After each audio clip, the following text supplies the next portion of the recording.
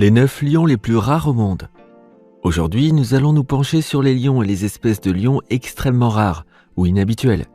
Certains lions ont une apparence très spéciale et d'autres ont fait des choses spéciales.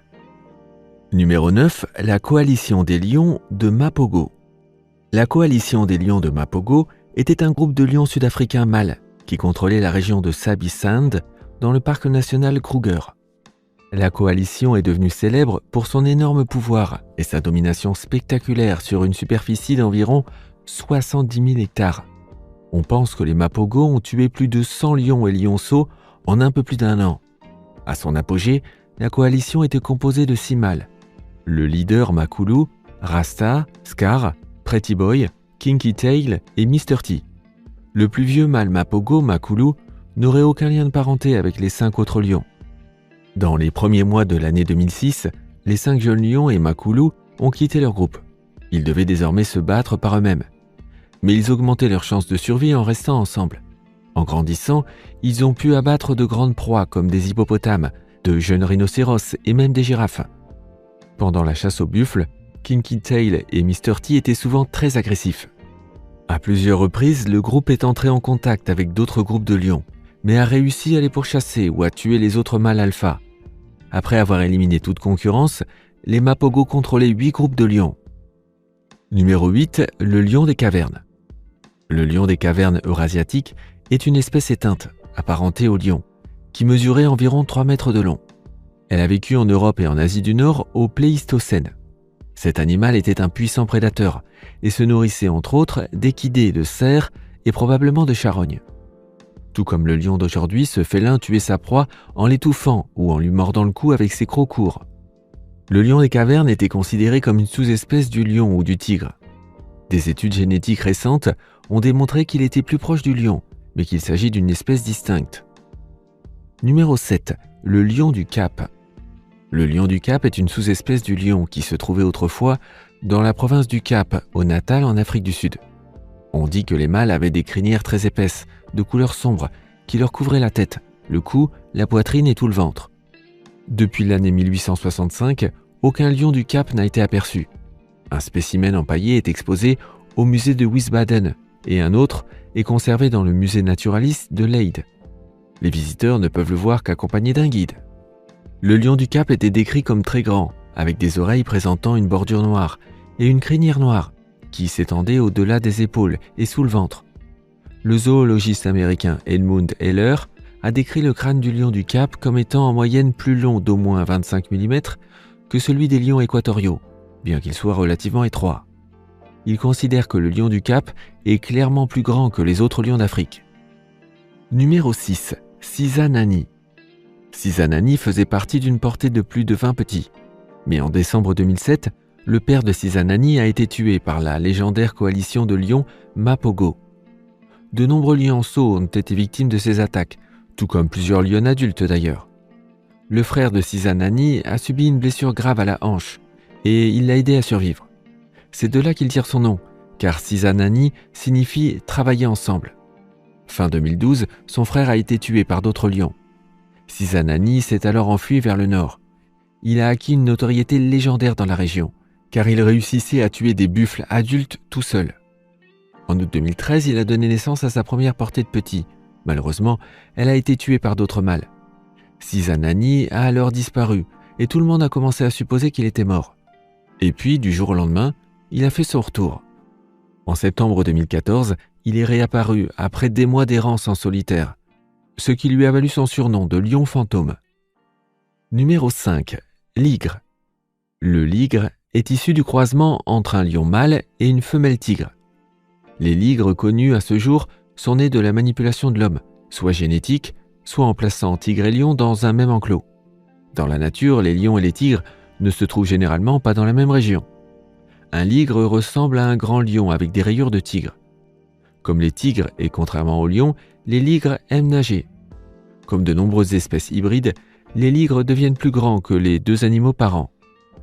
Tous les ligres mâles connus à ce jour sont stériles. Les femelles ligres sont généralement fertiles et peuvent se reproduire avec un tigre ou un lion.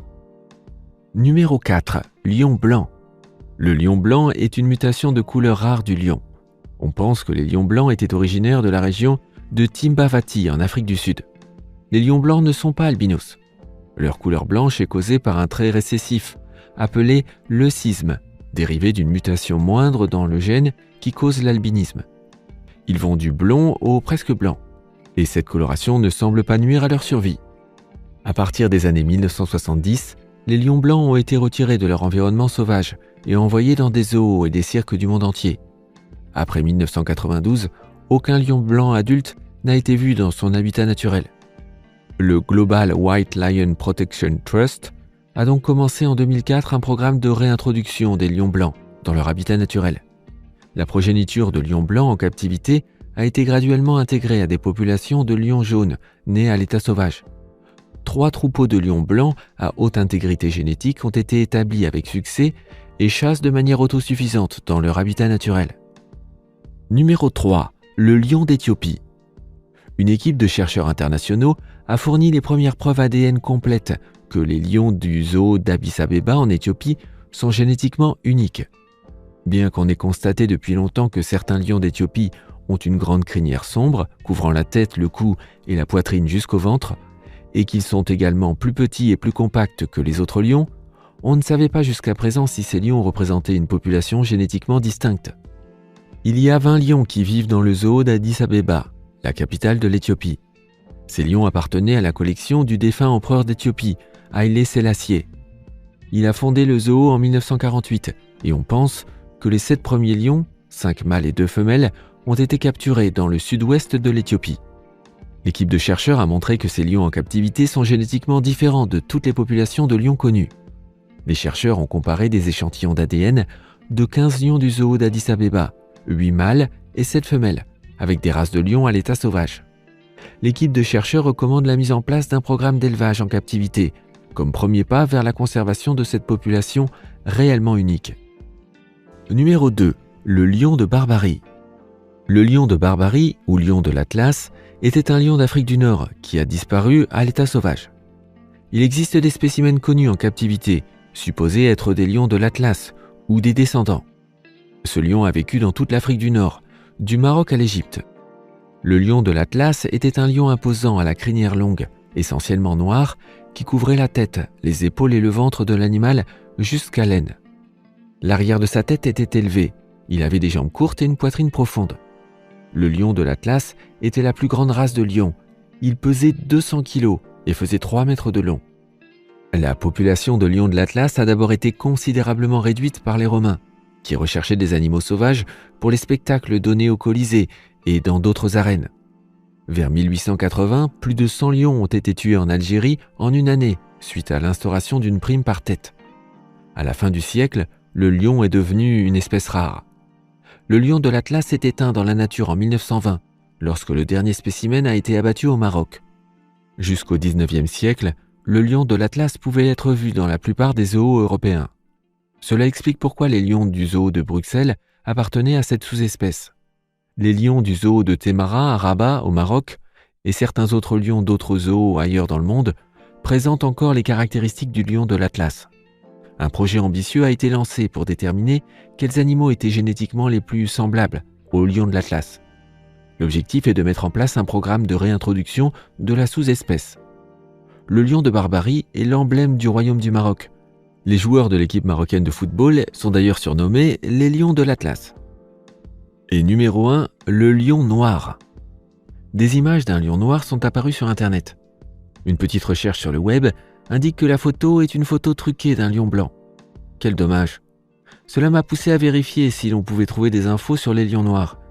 Et j'ai alors trouvé une courte phrase. Le mélanisme et l'albinisme semblent être très rares chez les lions. Cette phrase indique qu'il existe des spécimens de lions noirs et blancs dans la nature. Des lions albinos ont été observés occasionnellement dans le parc national Kruger et 3 lions blancs sont nés dans une réserve naturelle du Transvaal en 1975. Quelles sont les données disponibles sur les observations de lions noirs ? Apparemment, au milieu du XIXe siècle, on a signalé l'existence d'un lion persan qui était brun très foncé et en partie presque noir. Malheureusement, il n'y a plus de lion en Iran. Le dernier est mort en 1941.